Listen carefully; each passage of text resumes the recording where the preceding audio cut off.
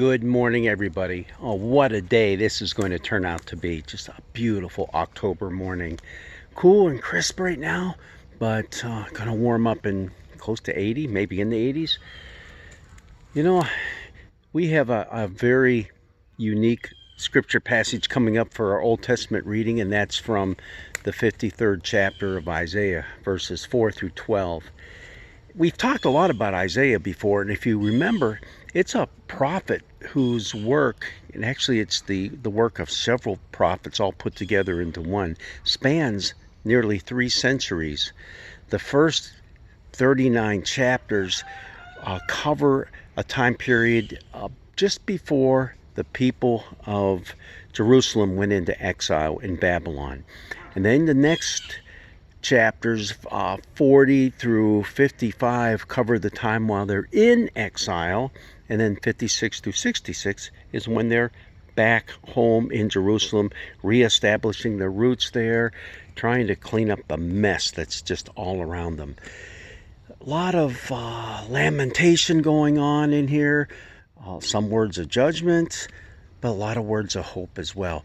And we have today for our reading one of the servant songs that are found in Isaiah, and they're found in this second portion. Now here's my question for you, because it's Testy Tuesday, don't forget.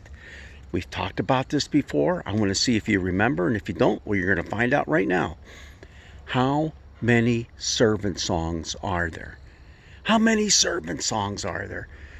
What, you want me to give you some choices? Come on, just make a guess. Just throw something out there. Okay, I'll give you a couple of choices, okay?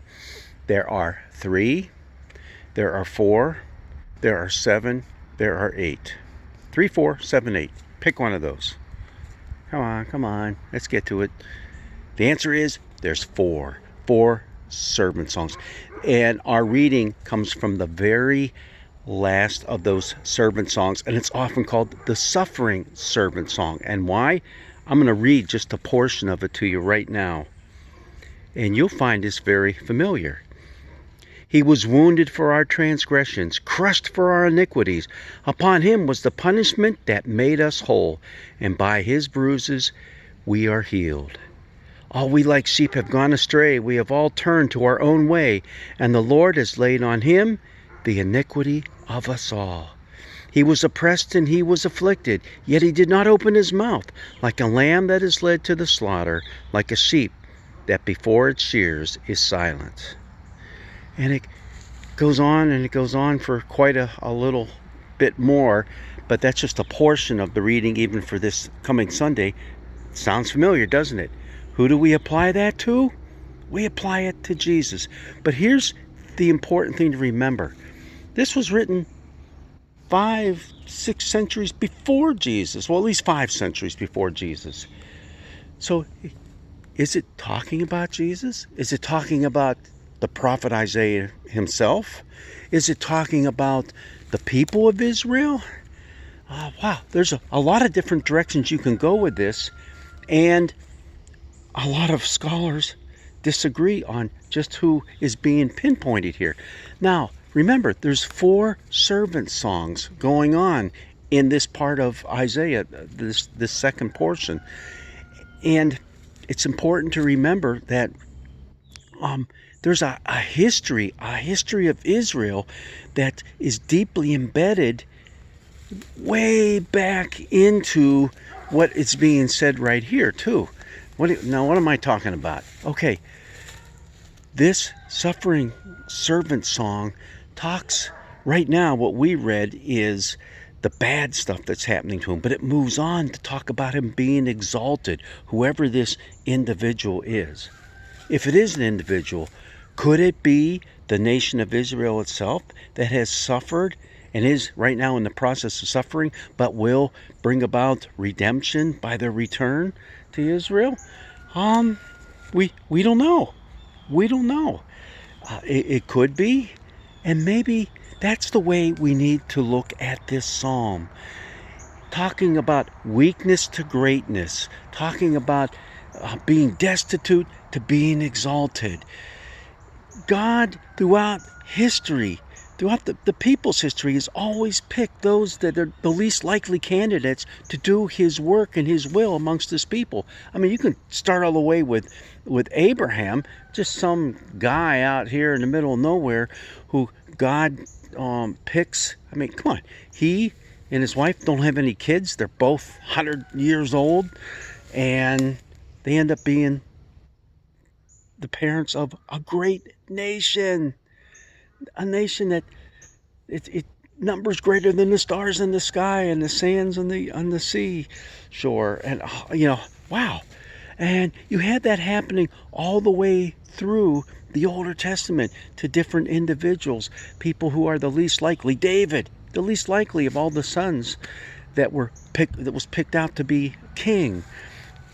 Time and time again. How about even amongst the women? Because women weren't highly esteemed at all, but you have women rising up to the occasion. Deborah as a judge.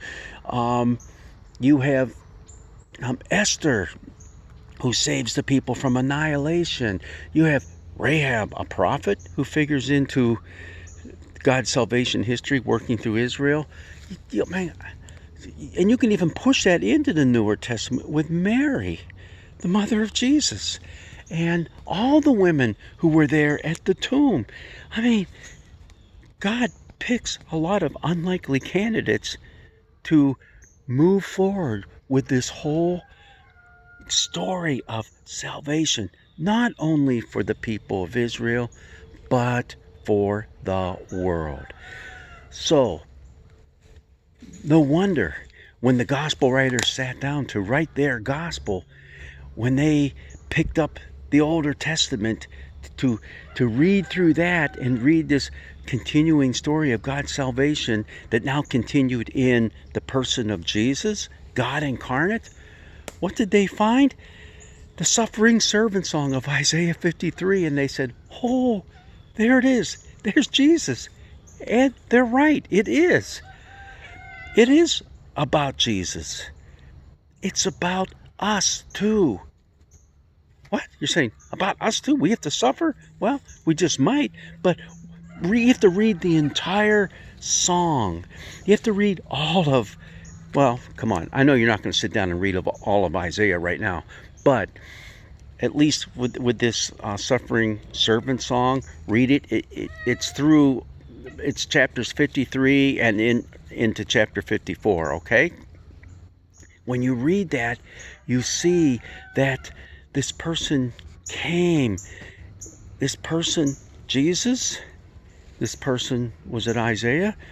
Was it other people who God had raised up all through the ages? Yes, the answer is yes to all of that. You and me as well. We have to read ourselves into that story as being a part of God's history of salvation. Now you might be saying, no. We're not the ones who save. Wait a minute. Hold on. Didn't Jesus gather around him a group of 12? And didn't he constantly send them out to do the same things he was doing? To teach and preach and announce the coming of the kingdom and to bring healing and hope? That is all a part of God's work of salvation in the world. You and I are called to do that. So read that suffering servant song and read into it that, hey, you and me, we are to be a part of this grand scheme of God's work in the world, even now, even today.